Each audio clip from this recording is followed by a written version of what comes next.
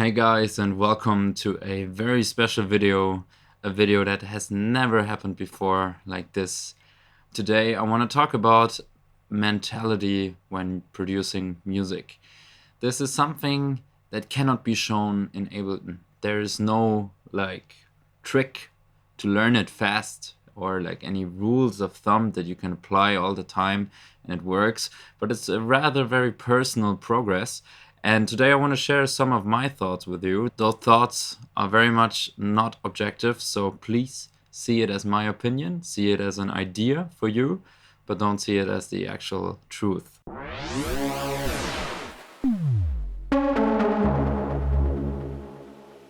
So there's two topics I want to talk about today. The first one is how do you work? And the second one is on what do you work? So we're going to start at the first one. I'm calling this the flow, and it's all about staying in the flow, getting yourself in the flow, and finding the right kind of way to work. So first of all, I think a big factor in this is time. For me, I kind of figured out myself that it helps me a lot to work fast. And I don't know if this is something for everyone, but for me it certainly is, and let me explain you why. So imagine this, you're a producer and you're not working that fast, you're kind of very detailed, and if you do something you want to do it right. This is totally fine. What happened to me is if I had spent a lot of time on one project, but at some point I maybe didn't like a lot of this project anymore, it felt to me like I wasted a lot of time. So basically what that means is, imagine I had a track and I worked on it for, let's say, some weeks. And at some point I would be like, dude, what am I doing here? The melody is just not good. I cannot hear it anymore. It sucks for me, which might be because I just heard it too often and not because it's bad. But anyways, that's my perception in that second. So what would happen is I would kind of quit the project, and I would also feel bad about the last weeks working on that project. So what I figured out myself is, if I work faster and finish stuff without overthinking it too much, I won't even have this situation. But there's even more to that. So the biggest and most important point about this for me is, when you start producing, you hopefully have an idea. Or you don't have an idea and you just play around and then you have an idea. But if you make a track, there will always be some kind of red line existing, right? And you will follow that red line, which hopefully comes from your heart and is depending on a feeling that you had, or a memory, a thought. It could be anything, right? So this feeling, this thought, let's call it this drop of inspiration, is what will make the track nice in the end. This is what will help you to find melodies that are crazy, to try out a new drum pattern that you've never done before, just because you think it fits with the feeling you have. And the longer you work, this is also not objectively true probably, but for me, and I think for a lot of people as well, the longer you work, the more you will lose this drop of inspiration, right? You will not know anymore what was this feeling that I was working with in the first place. If you spend 25 hours on, I don't know why I just said 25, if you spend a lot of time, 25 hours on a melody or the melody concept of the track, it's very, very, very obvious that in the end you do not even really know what you wanted to go for in the first place. So some people can do that. I'm not saying that that's not possible, right? But I'm saying for me, it really is impossible to work a long time on a track, because in the end, there will be I imagine it like this. Making a track is like walking somewhere. And with every decision you do, you walk either right or left, or I don't know, turn around and go somewhere else. And this feeling leads you the way to the perfect track. But if you lose this feeling, you will kind of maybe go right instead of left once. And then maybe half an hour later, you will also go left instead of right. So this stacks up over time. And in the end, you end up somewhere completely different and you don't even know where you wanted to go in the first place. So this is why I think time is so important. And another good way of thinking of this is with this metaphor that I always keep telling my students when they're here in the studio and we are talking about stuff. So it's a metaphor that works perfectly with music production. Imagine you're building a sculpture, like you have a big stone and you're kind of just, you know, building a sculpture, like having like a pinnacle and going for it. So making music is actually kind of the same, because what I always tell my students is, if you build a sculpture, how would you do it? Would you take like the upper half of the rock or something and start carving out the head, and then maybe go for the eyes and the nose and the mouth and the ears, and oh, there needs to be more structure in the hairs, without ever having done something to the body? The body is still like a squared rock. Would you do that? Doesn't make sense, right? What you would do is you would start by carving out the very general shape of a human, for example, if you wanted to carve a human. And you would see that, oh, there's probably some legs and there's also probably some arms. You can see the shape of the body, and then there's something round on top, which might be the head, right? And then you would go to detail from there. You would maybe start by carving out little like you know, the fingers, or you would, I don't know, start by doing like the shape of the head and the neck and everything. And then you would go to more detail, you know, and start by doing, as I said before, the eyes, the lips and everything. And, you know, this is a process from less detail to more detail. And it's very obvious if you think about sculpturing, I guess. I never sculptured before. I just like this metaphor. So now let's move this to music production, right? Imagine you just started a track, you have some kick, you have some hi-hats, you have some melodies. I don't know. Maybe you're even starting on arranging a little bit. It doesn't really matter. You're at some point of the production process. I really, really, really, really, really ask you to not do this. Don't focus for too long on one thing. Because what will happen is you will lose sight of what the track is actually about. Kind of similar to what I said before with, you know, walking the way and going left or right.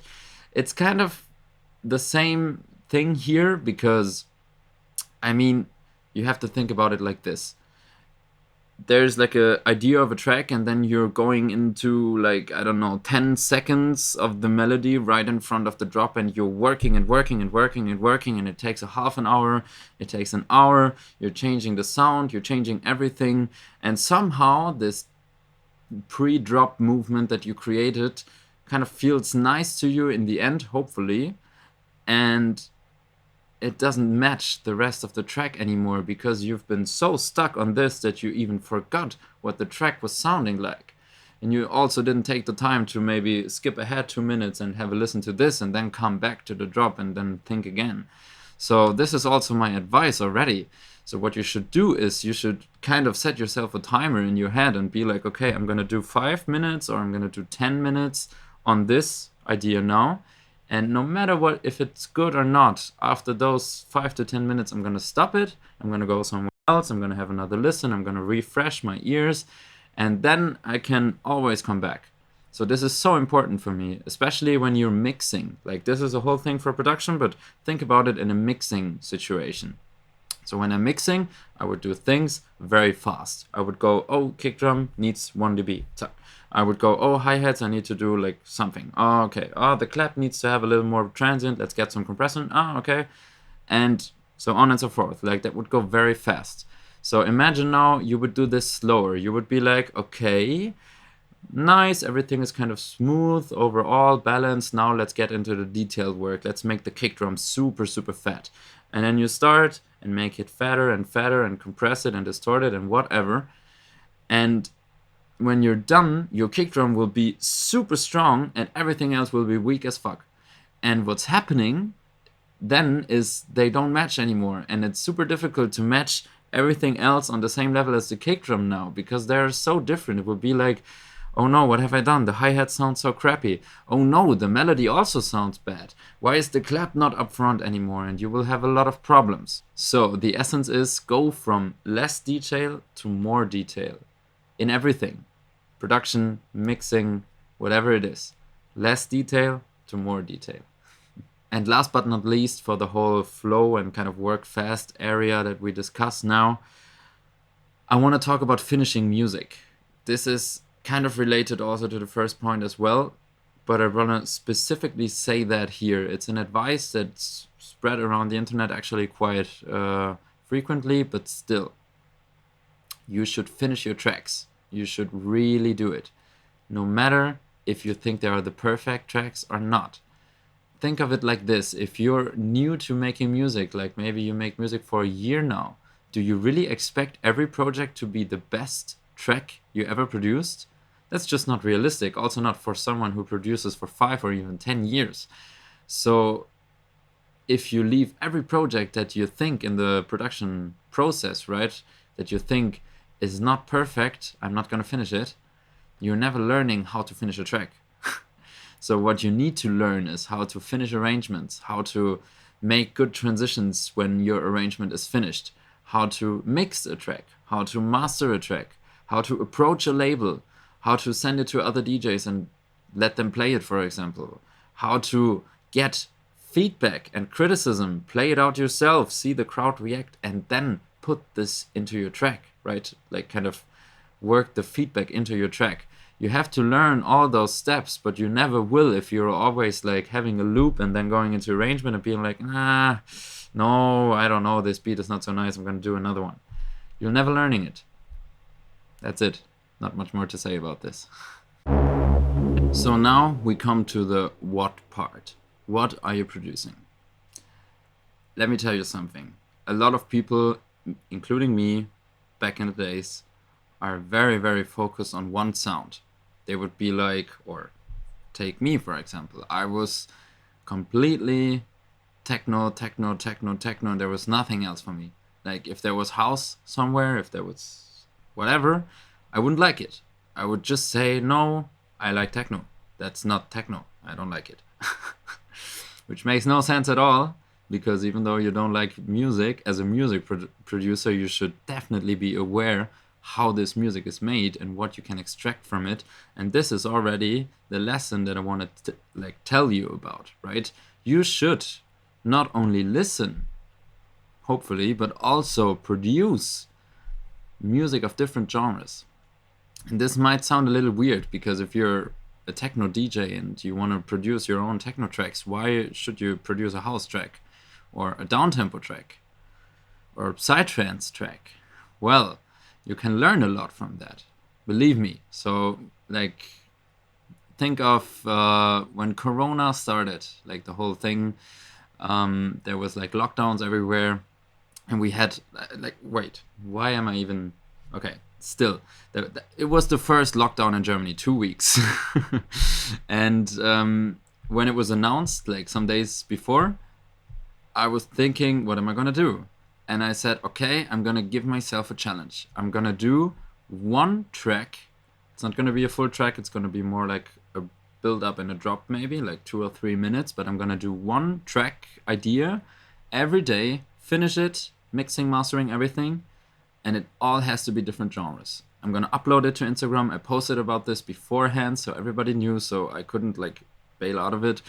And I did that every day. It's still up on my profile. You can look it up if you want to.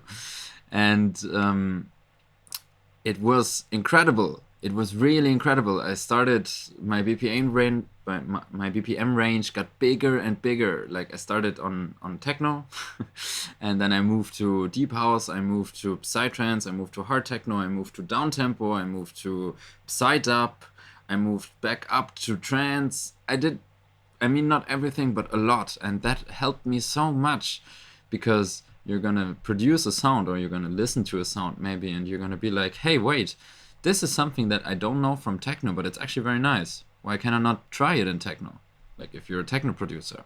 Or imagine you're a house producer and you're listening to techno and you'll be like, well, actually this is all a little too dark for me, but there is a groove that I never heard before, but I could use it.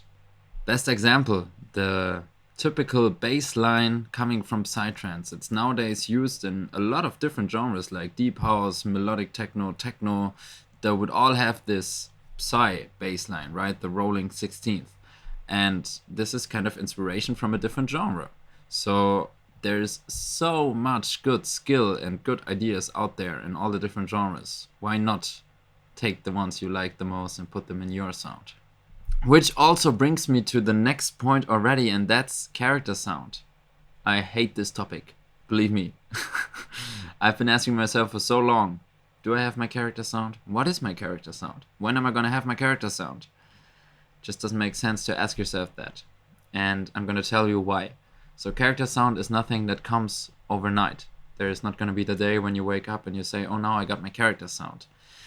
And character sound is also broadly defined. I mean, it could be anything. For some people, it means always using like a bunch of drum samples, for example, and therefore having like a drum beat that always sounds like this producer. Or, I don't know, for example, never using melodies. Everything is raw, everything is beat focused. It could be literally anything. It could also be the way you compress all your synth and reverbs, maybe. They always sound so like natural and still compressed. That could also be something. That's maybe a little difficult for the broad audience to hear, but for us producers, we could definitely hear that and say, oh, I can already hear this is a track by so-and-so because of the way the synthesizers are kind of working, right? So how do you find your own character sound then? Just make music. The simple solution is just make music. Make a lot of music, which is also connected to my first point that I think you should work fast and kind of push yourself to work fast and finish projects. Because if you make a lot of music, you're gonna try out different things and you're gonna find out what you like the most, and you're gonna do that more often. And this will eventually become your character sound. It's actually so simple. Like, you don't have to sit there and be like, I could always use ravey chord steps. That would be my character sound. No, it wouldn't. There was already like a lot of producers out there using that. And that was also not their character sound. That's just a genre typical sound, right? But you could, for example, take those ravey chords and always do something interesting with them, like reversing them, using granular synthesis or whatever to make it unique. And then that would maybe be your thing. And that would likely happen because you would, in the process of making a tons of tracks, you would be there and sit like, I really like granular synthesis. I use it a lot of times. And then you would kind of combine your ideas, and this would result in your character sound. So what I want to tell you is, don't worry. It's not like you don't have to worry not having a character sound. A lot of times, actually, when I thought I don't have a character sound at all, like nobody will ever know this is a track of mine, a lot of people reached out to me and said, I can actually tell that this is your track. And I was like, how? This is impossible. I don't have a character sound. But they were still like, no, it has this unique Cosmo depth to it. And still, I don't really know what that means, but somehow it seems to be there, at least a little bit, right? So don't mess up yourself. Don't be like, don't criticize yourself too much for not having your character sound or something. Just believe and have the trust that it will come with time. And one last thing in the what are you producing area. I want to encourage you to be brave. I also want to encourage myself to be brave. It's not that I'm brave all the time in the studio. It's very easy to just sit there and be like, oh yes, this sound works. A lot of people used it, it works. I've used it a lot of times, it works. Whatever, this melody concept works, this hi-hat works. It could be anything. I really want to encourage you to be brave and to try crazy stuff and just use it. Go for it. Do it. When people are there and hating it, this is the best sign, believe me, because that means it polarizes, right? If people hate it, there's also got people that love it. That's always the case. So it's, in my opinion, better to have like some people that hate it and also some people that love it, but really love it, instead of just being a people pleaser in general and having to rely on following the trends and being like, oh, now we have hard techno, so I'm going to make hard techno. Oh, now we have, I don't know, minimal techno again, so I'm going to do minimal techno. this is just I mean, it's not working for me like this, at least. I really want try to do what I like and find the people that like that as well, and also get better at this so more people will like it. And that's something I want to encourage you to do as well. Be brave in your productions, follow your heart and what you want to do, and don't care too much about what's the trend right now, or if somebody said this is not working, this is not good. If somebody says like, you can't compress your sound that much, it just sounds bad, it just sounds flat. Maybe you like it this way. Maybe you're like, no, that's exactly what I wanted to go for. This flat but very, very strong sound. I don't know, could be. So be brave. So with all that being said, that was the first video where I never left the full screen, and it actually was very nice to me. I mean, it's a very important topic, mentality and also mental health for producers, because we face a lot of stress, definitely, and we have to do a lot of stuff. So if you want to see more videos like this, if you have any thoughts on what I said, if you have any questions or want to share any of your own experiences, feel free to leave that in the comments, and I hope to see you very soon.